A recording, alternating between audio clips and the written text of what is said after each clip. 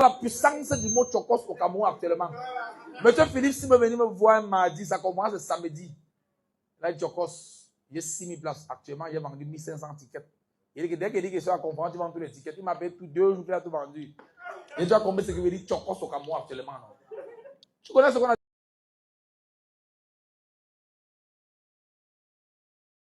On l'appelle la flamme de l'espoir.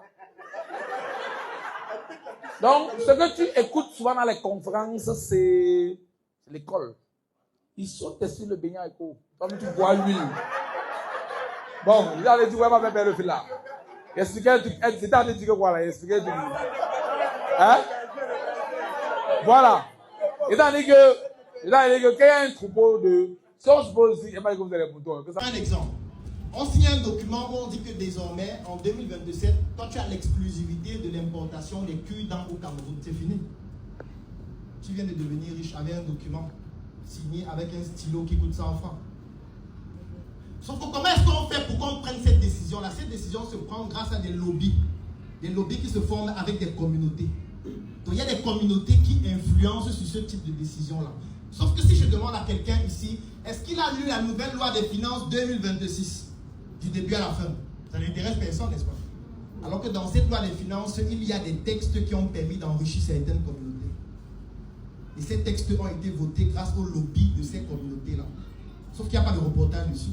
Il n'y a pas de documentaire. Mais sauf que toi qui veux devenir très puissant dans un domaine, tu vas arriver à un niveau d'échelle qui nécessite que tu sois aussi là où on prend les décisions. Comment tu le fais si tu n'es dans aucune communauté? C'est pour ça que je disais, si votre business consiste juste à manger, payer votre loyer, vous nourrir, tout ce que je dis ne vous concerne pas. Mais si votre ambition c'est de bâtir un empire très grand, vous êtes obligé d'adhérer à une communauté ou d'en créer une. Parce que c'est ça qui va vous faire résister au choc. La communauté, c'est aussi les fournisseurs. Moi, je prends un exemple. Nous, on a une marque qui s'appelle Joka. Il y a des fois, je peux contacter l'un de nos fournisseurs. Je lui dis, produis-nous 50 000 packaging. Tu nous envoies ça au Cameroun. On a besoin de ça en urgence dans les 5 prochains jours. On va payer dans 3 mois. Et il envoie. Ça aussi, c'est une communauté. Ça veut dire qu'on a bâti une relation suffisamment solide qui permet à ce qu'il puisse me faire confiance et me donner 50 000 packaging que je vais payer 3 mois après. Toi, si tu n'as pas ça, tu dois payer avant. Et ce n'est pas tout. Non seulement tu dois payer avant, tu dois attendre que ça vienne au moment où ça va venir, sauf si tu as les moyens de payer pour que ça vienne plus vite. Et si ça ne vient pas, si tu as un problème logistique, si tu as un problème avec ton transitaire, qu'est-ce qui se passe? Tu as perdu ton argent. J'ai fait une vidéo une fois où je parlais des fluides de la réussite.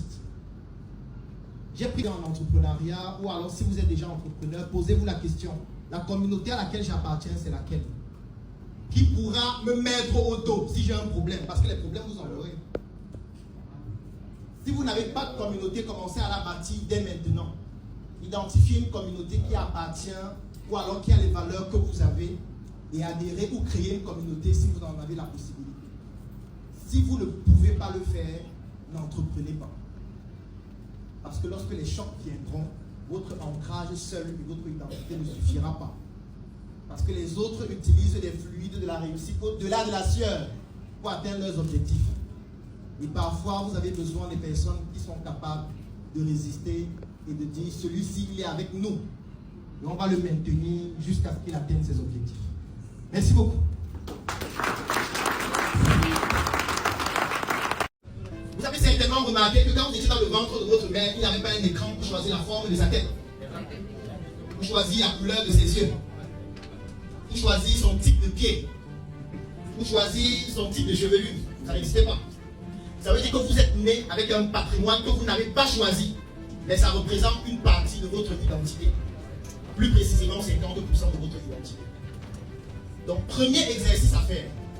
Le patrimoine génétique avec lequel je suis né, qui représente 50% de mon identité. De quoi est-ce qu'il est constitué? Quelles sont les forces de ce patrimoine? Quelles sont les faiblesses de ce patrimoine? Est-ce qu'il y a quelqu'un dans la salle qui a déjà fait cet exercice? Quelles sont les forces de votre identité génétique? Et quelles en sont les faiblesses? Vous comprenez directement que vous ne pouvez pas faire cet exercice seul. Parce que c'est un patrimoine qui ne découle pas de vous. Ça veut dire que vous ne pouvez pas maîtriser en profondeur votre patrimoine génétique tout seul. Du coup, qu'est-ce qu'il faut faire pour le savoir? Qu'est-ce qu'il faut faire selon vous? À qui? Ça commence par vos parents. C'est la première étape. Puisque vous venez directement de vos parents. Et lorsqu'on parle d'identité, on parle toujours de la lignée maternelle en priorité. Parce que la seule chose dont on est sûr, c'est que vous êtes l'enfant de votre père. Oui, c'est pour ça que même dans la succession, on prend toujours la lignée maternelle. Votre père, personne n'est sûr qu'il est votre père. Encore que pour savoir si c'est votre père, ça coûte cher. Il touche 50 000 par mois. Est-ce qu'il va épargner tout son salaire pendant 3 mois pour payer, pour faire un test qui va le tuer après le test? Il ne va pas sortir les résultats, mais il va mourir. Donc du coup, il préfère vivre comme ça. Donc sachant que la plupart des personnes ne peuvent pas le faire, on se base sur la lignée maternelle. Donc il faut pouvoir vous interroger au niveau de votre mère. Je vais parler de ceux qui ne connaissent pas leurs parents tout à l'heure. Vous êtes nés comment? Est-ce que vos parents ont eu l'intention que vous puissiez naître ou c'était un accident? Pourquoi vous avez le nom que vous avez aujourd'hui? Votre nom signifie quoi? Vous avez dit que le nom c'est un écrivain. Lorsqu'on prononce votre nom régulièrement, ça nourrit une énergie qui peut être positive ou ce que vous faites ou négative. C'est pas pour rien que certaines personnes changent de nom. Le nom qu'on vous a donné signifie quoi? Je vais vous prendre un exemple. Il y a un monsieur avec qui nous on a grandi, que vous connaissez forcément. Il s'appelle Choutam Bernard. C'était notre voisin en Comcan à Yaoundé. Et moi, depuis que je suis petit, moi, je sais que Choutam Bernard, c'est un Américain. Ça fait pas peut-être 3 ou 4 ans où j'ai su que, en fait, c'est le nom que son père lui avait donné, qui était celui de son meilleur ami. Parce qu'en fait, il est 100%, je pense, il est ambassade. Est-ce que vous imaginez ce que ça fait de s'appeler Choutam Bernard alors que vous n'êtes pas américain? Ça n'a l'air de rien, mais ça a un impact direct. Pourquoi? Parce que, je prends l'exemple du Cameroun. Le Cameroun, c'est un pays de communauté. Les gens essayent de faire comme si ce n'était pas le cas, mais on se rend à nous-mêmes. Le Cameroun, c'est un pays de communauté, ça ne changera ni la semaine prochaine, ni dans 5 ans, ni dans 20 ans. Ça sera toujours comme ça. Un pays de communauté signifie quoi? Ça signifie qu'en fonction de votre communauté, on prend toujours la lignée maternelle. Votre père, personne n'est sûr qu'il est votre père. Encore que pour savoir si c'est votre père, ça coûte cher. Il touche 50 000 par mois. Est-ce qu'il va épargner tout son salaire pendant 3 mois pour payer, pour faire un test qui va le tuer après le test? Il ne va pas sortir les résultats, mais il va mourir. Donc du coup, il préfère vivre comme ça. Donc sachant que la plupart des personnes ne peuvent pas le faire, on se base sur la lignée maternelle. Donc il faut pouvoir vous interroger au niveau de votre mère. Je vais parler de ceux qui ne connaissent pas leurs parents tout à l'heure.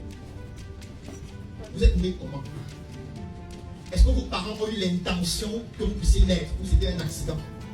Pourquoi vous avez le nom que vous avez aujourd'hui? Votre nom signifie quoi? Vous avez dit que le nom c'est un écrivain. Lorsqu'on prononce votre nom régulièrement, ça nourrit une énergie qui peut être positive ou ce que vous faites ou négative. C'est pas pour rien que certaines personnes changent de nom. Le nom qu'on vous a donné signifie quoi? Je vais vous prendre un exemple. Il y a un monsieur avec qui nous on a grandi, que vous connaissez forcément. Il s'appelle Choutam Bernard. C'était notre voisin en Comcan à Yaoundé. Et moi, depuis que je suis petit, moi, je sais que Choutam Bernard, c'est un Américain. Ça fait pas peut-être 3 ou 4 ans où j'ai su que, en fait, c'est le nom que son père lui avait donné, qui était celui de son meilleur ami. Parce qu'en fait, il est 100%, je pense, il est ambassade. Est-ce que vous imaginez ce que ça fait de s'appeler Choutam Bernard alors que vous n'êtes pas américain? Ça n'a l'air de rien, mais ça a un impact direct. Pourquoi? Parce que, je prends l'exemple du Cameroun. Le Cameroun, c'est un pays de communauté. Les gens essayent de faire comme si ce n'était pas le cas, mais on se rend à nous-mêmes.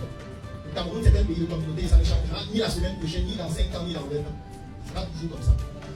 Un pays de communauté signifie quoi? Ça signifie qu'en fonction de votre communauté. Les prix augmentent. C'est la seule règle du business là-bas.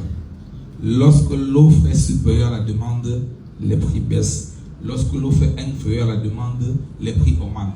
La seule question qui se pose à chaque fois qu'il devient une opportunité, c'est quoi? Il ne regarde pas le prix qu'il a acheté. Ça veut dire que tu peux sortir le matin, tu fais un business, change. Tu fais un business établi, change. Le businessman a ce qu'on appelle l'œil du faucon. L'œil du faucon. Pendant que vous regardez un produit, il regarde l'opportunité. Il y a de cela 3 semaines, je suis allé dans un magasin, il y a une chinoise qui a apporté un stock de draps, 4000 pièces. 4000 pièces de draps. Elle vendait la paire de draps peut-être à 8000. Mais ça ne sortait pas parce que le drap pesait tellement. C'était tellement lourd. Tous ceux qui viennent que madame, c'est cher, il faut aller faire les dons en prison. Oh, quand moi je suis allé devant le business, j'ai dit madame, donne-moi tes draps là à 1000 francs. Allez, tu regardes, donne-moi ça à 1000 francs. Moi je ne voyais pas les draps, je voyais les tissus. Je voyais la matière première. J'ai pris les draps là. Vous-même, vous voyez les ensembles pain poulet sur TikTok. Ça coûte combien? Les ensembles pain poulet sur TikTok, on dit ensemble pain poulet. C'est combien? 8 000, 9 000, non? Voilà. Quand j'ai vu les draps, j'ai vu la matière première. J'ai cherché les couturières, ne touchez pas les ensembles. Et l'ensemble, le drap de 1000 francs devient 9 000 fois 4 000 pièces. Les gens m'ont dit que ce qu'ils cherchent l'argent, pourquoi c'est Chakos? L'ordinateur cherche l'argent. C'est l'argent qui me cherche. Et quand je m'envoie trop, quand Dieu s'en va aller voir la chinoise pour gérer le retour, que ça ne sort pas. Il faut qu'elle élève encore 200. Parce que si tu montres au fournisseur que tu as trop gagné, la prochaine opportunité, on ne cherche pas. Vous avez suivi? Ça, c'était juste une parenthèse. Si vous êtes des vendeurs, commencez à devenir des businessmen. Vous avez suivi ce qu'il a dit? Si on veut détailler ça, ça peut prendre même 3 jours. C'était juste, il y a juste les grandes lignes pour que chacun identifie dans la salle s'il fonctionne comme un businessman ou un commerçant. S'il est encore au niveau de vendeur, il faut qu'il se documente, il faut qu'il se forme, il faut qu'il assiste à des conférences. Chacun doit lire au moins 10 minutes du domaine dans lequel il exerce. Chez moi, la première salle que j'ai aménagée, c'est mon bureau. J'ai au moins 250 livres qui parlent sur la richesse. Parce que je suppose qu'en 20 ans passé à Bafsam, j'ai étudié la pauvreté. Je suis même la pauvreté en personne. Du coup, moi, il y a les mots qui n'interviennent pas dans ma maison. On ne parle pas de manque, on ne parle pas de pauvreté. On attire l'argent en fonction des vibrations qu'on émet. À chaque fois que tu prononces le mot je dans ta vie, assure-toi que ce qui doit suivre est positif. Il y a des gars, oh je suis un poisseux, oh je souffre trop, oh je. À chaque fois que tu dis je, tu envoies ton identité. Et ce que tu prononces agit directement dans ta vie. Quand on dit partout cette année que je suis riche, je m'en fous de vous, je suis riche. Quand on dit richesse en Afrique, la première chose à laquelle vous pensez sont les possessions matérielles. La richesse, selon les businessmen, c'est quoi? C'est 90% tes habitudes, tes connaissances et tes contacts. Un cas qui a bien écrit, c'est bâtisseur. On va arriver, il y a les entrepreneurs. Maintenant, un entrepreneur qui a traversé les 2 étapes-là. Un entrepreneur, c'est une personne qui est un visionnaire.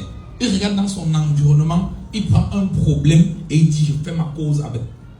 Vous avez dit, un entrepreneur, c'est un visionnaire. C'est-à-dire qu'il prend un problème dans son environnement. Il dit que ça, c'est une cause qui me donne les mots de tête. Je gère ça. C'est-à-dire qu'il dit que, comme Chokos, il a constaté que les Chinois prennent trop la lampe bouillée. Il dit que les salles de classe là, d'ici 5 ans, je vais demander au Cameroun, vous savez, j'ai la demande. Que tu mets toute ton énergie à l'intérieur. Tu étudies, tu travailles tous les jours pour résoudre un problème. Pour résoudre un problème. Mais pendant l'entrepreneuriat, tu peux devenir très riche. Ce sera la conséquence du problème que tu as résoudre. Mais au départ, ce n'était pas l'argent que tu voulais chercher. Tu voulais chercher. Tu as essayé de résoudre un problème. La conséquence est que le cash est à. Mais tu dois résoudre un problème qui est noble. Et en résolvant le problème, tu as besoin de recharger tes batteries. C'est pour ça que tu dois appliquer la règle 70, 10, 10, 10. 70% pour vivre, 10% pour épargner, 10% pour aider les gens. C'est là-bas que tu vas puiser ton énergie. Tu dois travailler sur ton aura. Et 10% pour ta famille. 70, 10, 10, 10. Tout ce que tu gagnes. N'oublie jamais la partie la plus importante. La partie sociale. Si tu veux atteindre des sommets en tant qu'un entrepreneur, tu ne dois jamais oublier la partie sociale. Il y a un verset biblique qui dit ceci: Dieu donne abondamment à celui qui partage, afin qu'il ne manque jamais de quoi partager. Je n'ai pas dit à celui qui gaspille. Celui qui partage, afin qu'il ne manque jamais de quoi partager. C'était une parenthèse. Donc si tu veux être un entrepreneur, il sait que ici tout le monde connaît, on travaille fort, on travaille dur, mais pourquoi on n'a pas... Non, il y a les règles. Si un vase est trop, peu importe la quantité d'eau que tu vas mettre à l'intérieur, ça va toujours sortir. Donc je vous apprends maintenant à souder les vases de votre business, de votre entrepreneuriat. Donc la partie la plus importante, c'est quoi? Tu vas beaucoup travailler sur ton côté social. Quand tu es un entrepreneur, tu dois beaucoup travailler sur ton aura. Pendant que tu pries pour avancer, les gens prient pour que tu échoues. C'est une guerre de prière.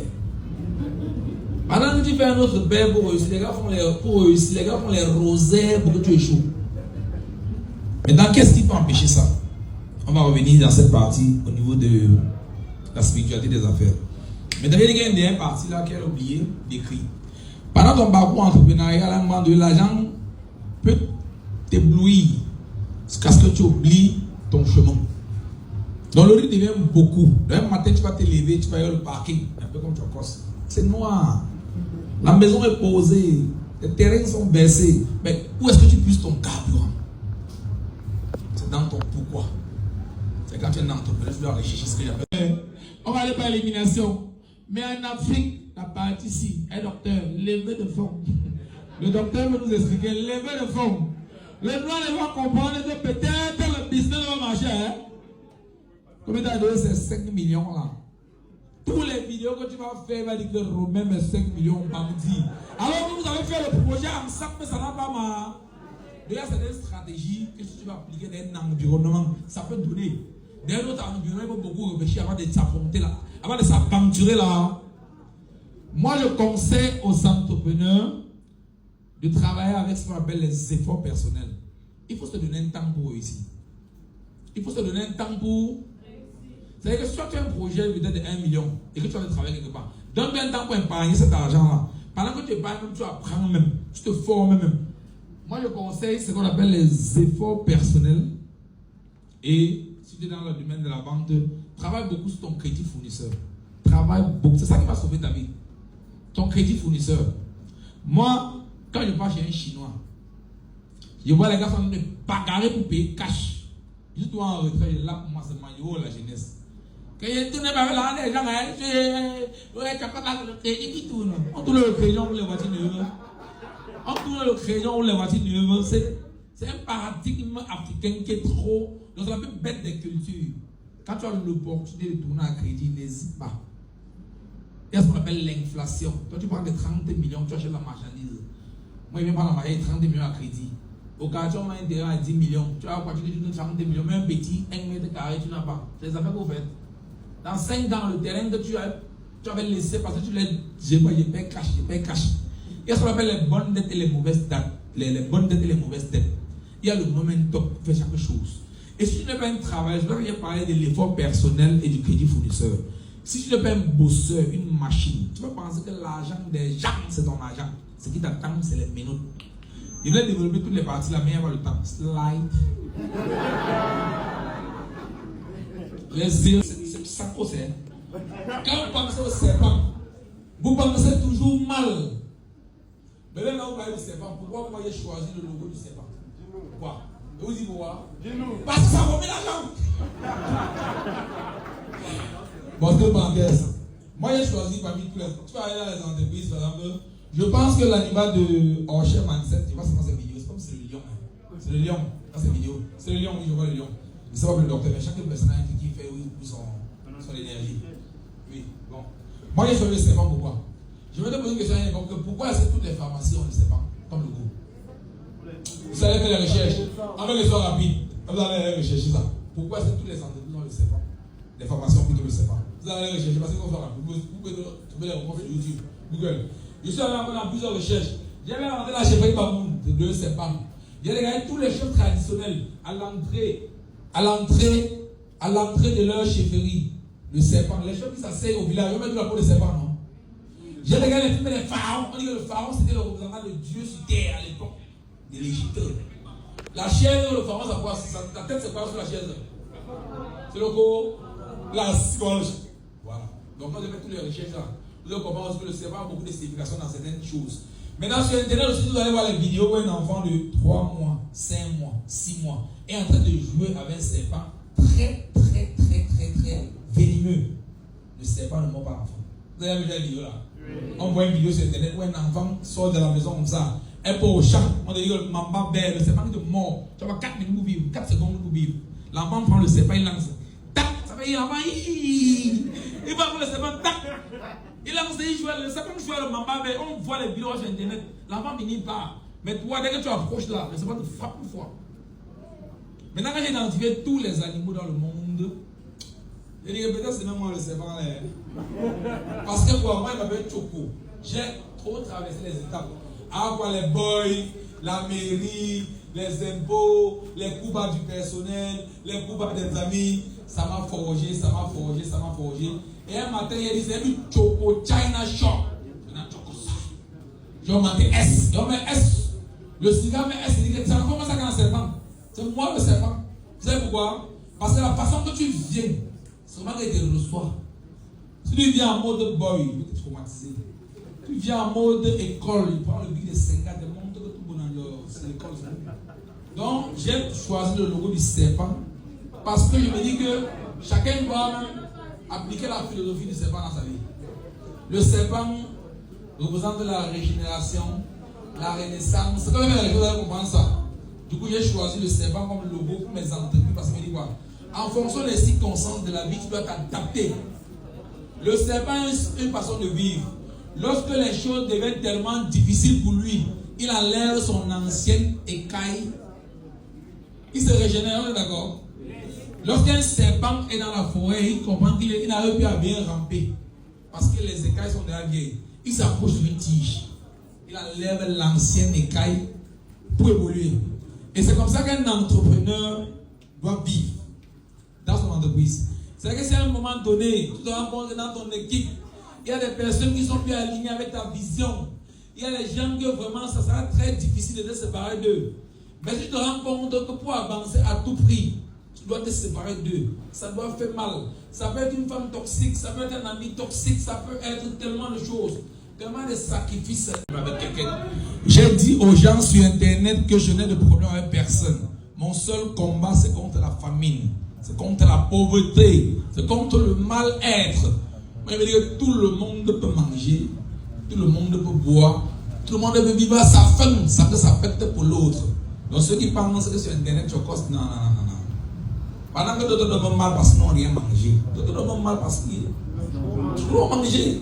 On peut trouver l'équilibre. Maintenant, quand il vient sur internet, ce n'est pas pour dire que tu causes ici, tu causes ça. C'est pour partager un peu d'amour. Le docteur disait tout à l'heure qu'il était servant de messe. Moi-même, j'étais servant de messe à Sainte-Cécile. Avec mon ami Tamali, les bruits sont dans la salle, des servants de messe, nous tous. Dans la Bible, là, quand un prêtre vient devant moi pour expliquer la Bible, quand il commence le début, moi, je vais à la fin, laisse l'évangélisation. Nous allons écouter la prière jusqu'à. Mais est-ce que prier seul suffit? Il faut te lever, aller travailler. Fille 5 ans, si tu as 500 dans la Bible, tu changes mon nom. Voilà. Après cette étape d'entrepreneur, il y a ce qu'on appelle les bâtisseurs. Un bâtisseur, c'est une personne qui écrit son nom dans le livre d'or de la vie. Qui connaît le livre Tangoté? C'est un bâtisseur. Voilà un bâtisseur qui a commencé dans le ciment. Il est dans le sucre. Il veut à tout prix que son prochain mange, travaille à travers, vive et existe à travers lui-même sa propre existence. Il fait l'effort que tout le monde soit à l'aise autour de lui. Il crée les emplois, il crée les emplois. Il forme les jeunes. Vous pouvez vous poser une simple question. Qui parmi nous connaît où il y a l'immeuble de Jésus-Christ? Mais tout le monde connaît Jésus-Christ, non? Parce qu'il a tellement impacté des vies à travers les histoires qu'on rencontre dans la Bible. Ça vous plaît tellement. Chacun ici doit chercher à marquer son époque, marquer son existence. Si le business que tu fais ne marche pas, va même planter un goyavier. Pour que le jour que tu dois planter un goyavier, il n'a pas hésité pour rien. Chacun va faire l'effort d'impacter des vies. Vous avez compris? C'est dur. Vous prenez un goyavier pour planter des mangues. Chaque fois que vous arrosez, à 50 ans, vous allez dire que je n'ai pas vécu pour rien. J'ai quand même marqué mon époque à travers Sarchokos, à travers une conférence qui a motivé quelqu'un, à travers le service avant le salaire. Franck m'a dit, Sarchokos, on me dit combien vous que laisse. Tu vas me dire ce que tu veux. C'est pas trop la langue qui m'anime. J'aimerais qu'au sortir d'ici, avec ce que le docteur a dit, que chacun retienne un truc qui peut l'aider dans sa propre vie ou dans son entourage. Mais comme je dis, c'est difficile, mais c'est possible. Ta situation actuelle n'est pas ta destination finale. L'avantage que moi j'ai, quand les gens c'est trop villageois, je parle mal français, c'est trop, c'est que tout le quartier que je connais, vous ne pouvez jamais connaître ça parce que vous n'avez jamais dormi sans manger la nourriture sans huile. Donc le roi est d'abord dans moi. Maintenant, tout ce que vous connaissez peut me décider, j'apprends. Il peut me décider d'apprendre comment manger à table, pourquoi, gauche, droite, et tout là. Il peut me décider d'apprendre tout ce que vous connaissez. Mais le roi que j'ai vécu dans ma vie, j'ai transformé ça en force. Aujourd'hui, ma photo l'autre jour, tu es avec 2011, chasse, l'avantage qu'on en face. Chasse, tu es avec, remonter ce qu'on appelle le roi. Parce que vous pensez que vous galérez. Si on vous explique la galère, si on vous explique la galère, vous allez voir. Maintenant que je suis sur internet, je suis jovial parce que je vous dis que tous, pardon, mais les camarades, tu étais là, Alex. On a volé la moto, on m'a volé ma moto, au rond, pour une douche là-bas. Il est revenu ma camarade avec. Eh, moto neuf, il va. Il dit que tu peux faire ici pour le calmer. J'ai réfléchi. Je sors et je dis au père que tu fais les coutumes. Il dit oui. Il dit que tes coutumes marchent. Il dit que ça marche pourquoi? Il dit que un ancêtre a vu que tu allais faire l'accident de mourir. Il a fait comprendre ta moto. Le père a dit que il était censé te faire sur toi. Peut-être que tu allais mourir même demain avec la moto. Sa femme dit que hier il a même fait l'accident. Que la semaine passée il a fait l'accident. Il dit tu as vu dans le père. Donc accepte où tu es là. Je peux seulement te donner 10 000 pour que tu vas lancer en une poule. Le père a pris les 10 000 et dit que vous voyez que son paradigme a changé en fonction de ce qu'il a dit directement. C'est son paradigme qui a changé. J'ai pris une situation en fait qu'il voyait ça comme critique, comme une malchance, mais j'ai positivé ça dans son esprit. J'ai dit que tu sais que les amis sont sortis avec la moto, ils ne vont pas rentrer. Il dit oui, parce qu'ils sont morts. Parce qu'ils sont. Peut-être que tu es dans la liste de ceux qui devaient mourir de ton grand-père partenaire à Blo.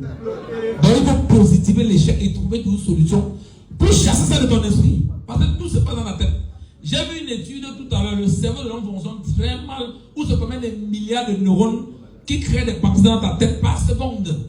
Et 95% des pensées là sont fausses. Ça peut seulement te faire douter de toi. Quand on est ici, les gens disaient qu'on a les tickets premium, on est derrière premium. Il dit que tous ceux qui sont devant vont payer les tickets à 3 millions. Mettez dans votre tête tous ceux qui sont devant vont payer les tickets à 3 millions. Moi, mes 10 000, c'est ma position que j'ai. Le plus important, c'est que